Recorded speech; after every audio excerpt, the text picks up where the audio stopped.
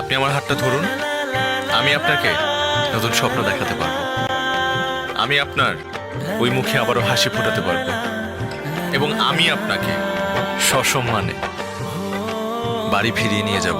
কি ধরবেন আমার হাত? চুপ,